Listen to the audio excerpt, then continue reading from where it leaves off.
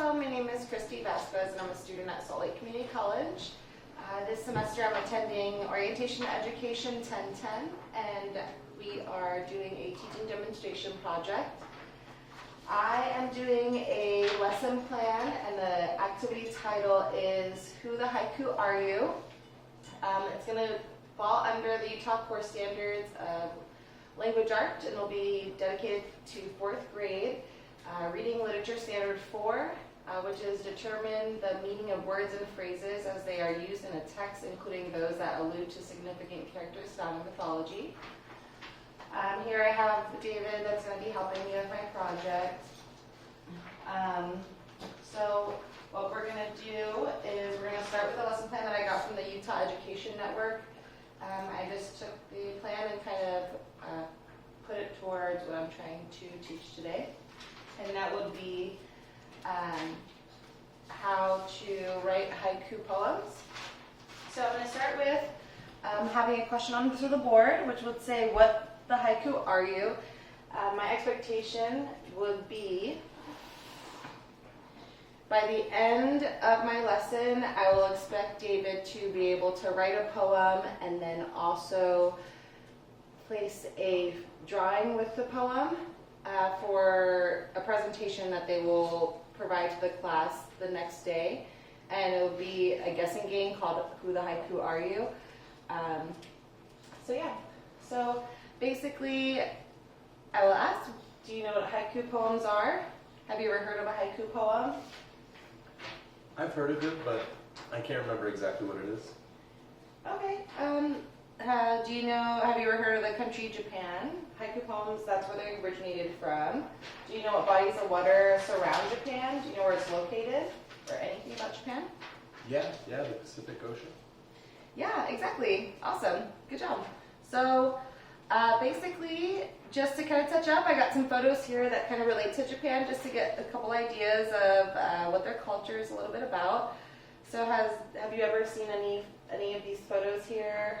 Yeah, definitely. I've seen the cherry blossoms and sushi, of course. Awesome. Perfect. Absolutely. So those are a few things that Japan are known for, as well as like the bullet train and the architecture that we have here.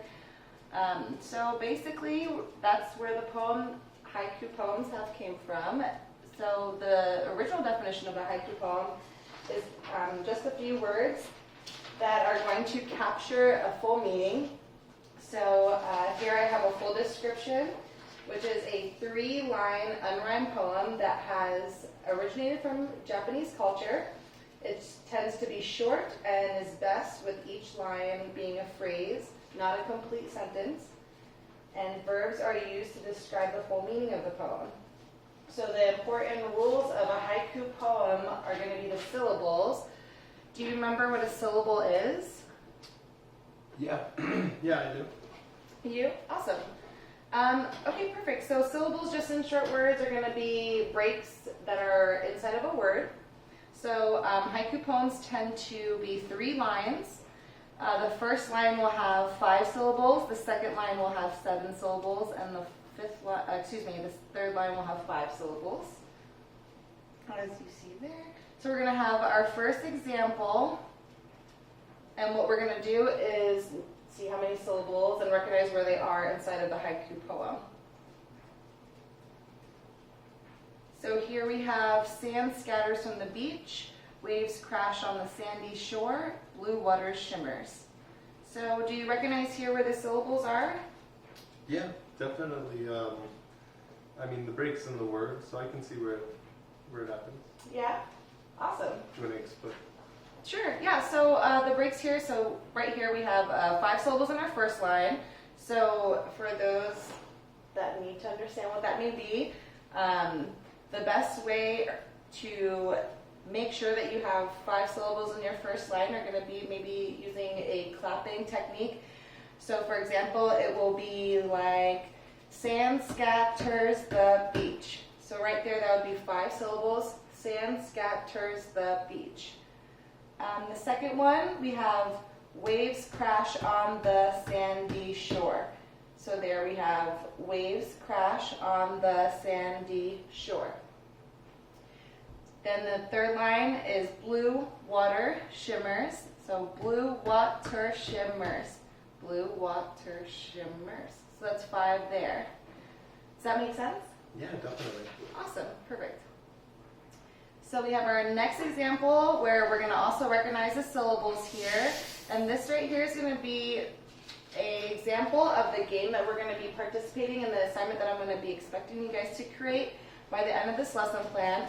So right here we have green and speckled legs on the logs and lily pads splash in cool water. So do you recognize how many syllables may be in this haiku? You notice a pattern here? 5, 7, 5. Yeah, I can see it. Awesome.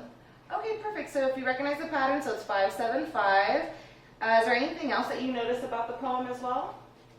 Something that you've noticed that is a pattern from both of the poems? Well, this one seems like it's describing something. That's correct. It's going to be describing something because I'm going to be expecting you guys to describe an animal for our next assignment. So this is going to be the example of that. Anything else you notice? Maybe that the haiku poem is describing something. What are they using? Maybe what words are they using to describe stuff? They're using very descriptive words. Like, which ones Verbs and adjectives, it seems like. Okay. Any words in particular? Maybe like green. Green, speckled, Right. hop, splash. Perfect. Cool. And those words, can you guess maybe what that animal could be? That one I think is a frog for sure. Perfect. That's correct. Oops. Nice. Awesome. So, what I am going to be expecting you guys to do is create your own haiku poem with a partner. Just as so, if you notice again, I want to mention that there are commas at the end of each line, except the last one where there's a period. And I want you to notice that each line is not a complete sentence. As he said before, they're descriptive words. They also use verbs as well, so I want you to recognize that. I would like to give you some tips on creating haiku poems. What you could do is you could start off with a sentence, and I should probably do that as an example. Otherwise, what we're going to do is I want you to recap on what we just learned. And I want you to recognize that they're short, descriptive, they use commas, they don't rhyme. And then with your partner, I also want you to reveal what the animal is going to be from the haiku poem. And then the goal is going to be that the students will present these the next day, and we'll play a game called Who the Haiku. And then later on, they're going to be expected to send it home and play that same game with someone they live with and write a short summary of their experience of the game at home, as well as describing what they've learned about haiku poems. Thank you so much, and that is my lesson plan.